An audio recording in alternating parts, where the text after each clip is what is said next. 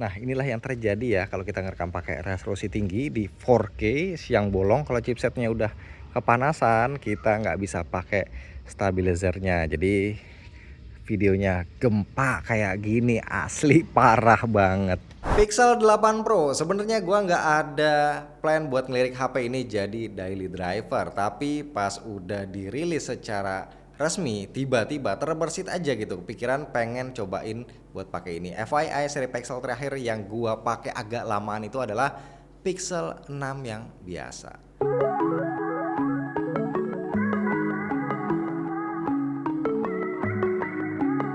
Bismillah, alhamdulillah kita ketemu lagi bareng gua Romi. Jadi ini bukan video review Pixel 8 Pro, melainkan sharing experience tipis-tipis Pixel 8 Pro dari point of view seorang non-Pixel user.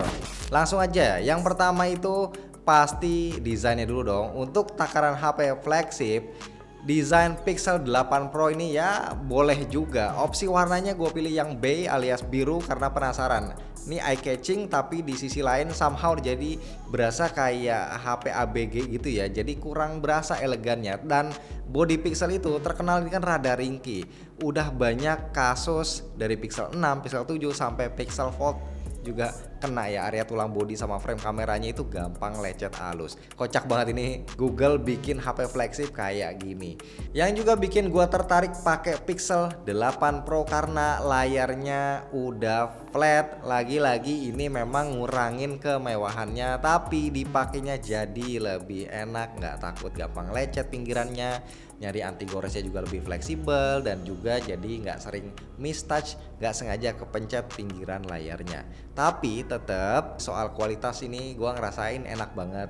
Soal warna memang harus diakui dia masih kalah dibanding kualitas layar iPhone 15 Pro Max.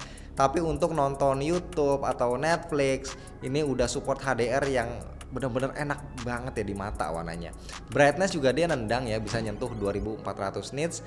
Gua yang sekarang lagi pakai anti gores hydrogel yang matte ini masih tetap nyaman ngelihat layarnya di outdoor siang-siang. Oke, balik soal body, surprisingly yang jual casingnya sekarang juga udah lumayan banyak di sini. Jadi ini gua langsung pasangin anti gores plus casing dari hari pertama pakai. Favorit gua yang ini ya, ringke transparan matte. Jadi ini aman, keren, harganya juga murah, ramah kantong. Oke, next bicara Pixel pasti nggak lepas dong dari pure Android. Gua termasuk yang suka OS murni kayak begini. Udah males pakai yang custom banyak kostumisasi, yang ini itu ditambah banyak iklannya juga. Nah, di Pixel 8 Pro ini Google ngejanjiin 7 tahun update OS. Bisa dibilang ini ya gimmick ya, karena HP-nya sendiri belum tentu bisa hidup sampai selama itu. Sebenarnya kalau dipikir-pikir ya 5 tahun aja udah paling realistis.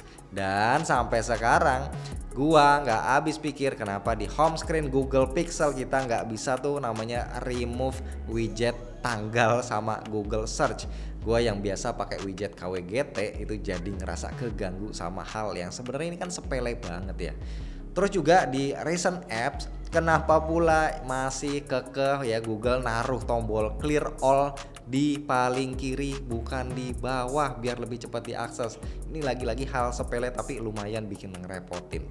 Selebihnya gue cukup happy dengan kegesitan dan kesimpulan OS di HP ini. Ditambah ada fitur baru kayak AI wallpaper yang belum sempurna, tapi ini cukup fun to try. FYI, untuk nebus Pixel 8 Pro di Indonesia itu kita perlu siapin 21 juta ke atas ya. Nah, ini udah include bayar pajak, registrasi IMEI seumur hidup.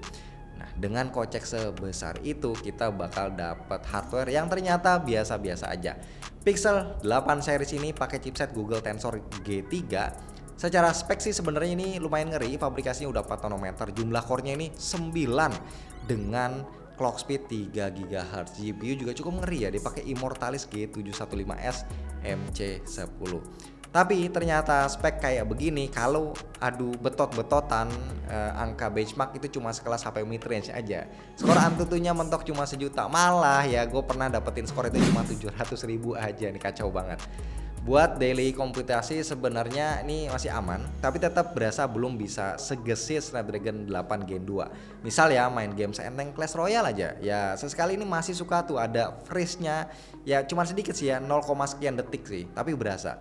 Dan ini juga berasa ketika kita pakai kameranya Di kondisi lighting yang challenging, ya ini kameranya mirip kayak Huawei alias selalu ada loading untuk post processingnya. Nah ini lumayan agak lama dikit loadingnya. Untungnya hasil fotonya hampir selalu oke di segala kondisi. Nah gua ngerasa udah pada paham lah ya gimana kualitas kamera sebuah Google Pixel. Yang tahun ini paling berasa bedanya justru ada di komputasi AI-nya, fitur yang seru ini sekaligus ngasih experience yang beda dari yang lain. Kayak fitur best take, dimana kalau ada foto muka kita yang blur atau kita merem misalnya, nah itu bisa ditempel pakai muka kita yang lain selama kita punya banyak koleksi stok foto-foto muka kita di Google Photos. FYI fitur ini harus online ya kalau mau dipakai.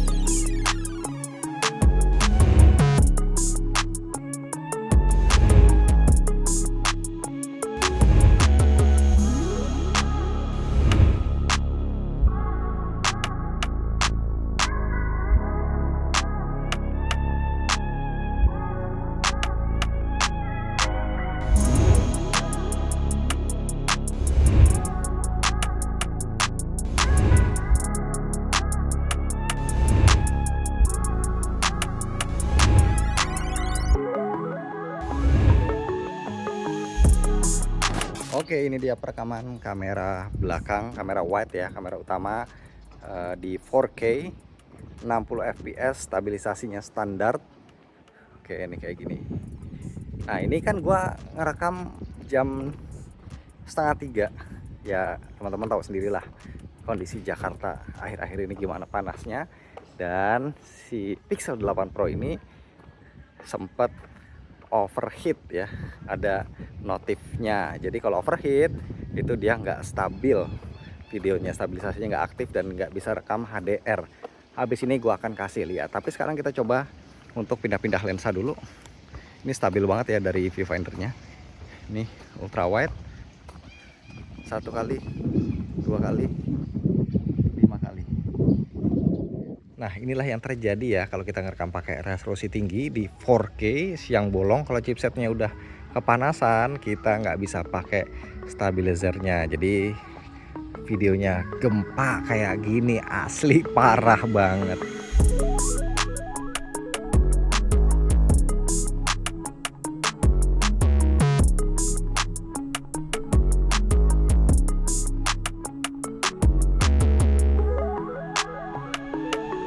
Oke, sebenarnya itu aja sih, sesimpel itu untuk video kali ini. Karena sekali lagi gue tekenin ini bukan video review tapi video first impression sekaligus experience untuk Pixel 8 Pro dari kacamata gue sebagai non-Pixel user. Dalam hal ini gue adalah user iPhone dan Samsung, dan ini berdasarkan pemakaian gue kurang dari seminggu. Dan video reviewnya insya Allah bakal gue garap setelah ini, nunggu pemakaian mungkin 3 minggu sampai sebulan. Dan buat teman-teman yang ngincer Pixel 8 series, gue cantumin linknya di deskripsi. Happy hunting.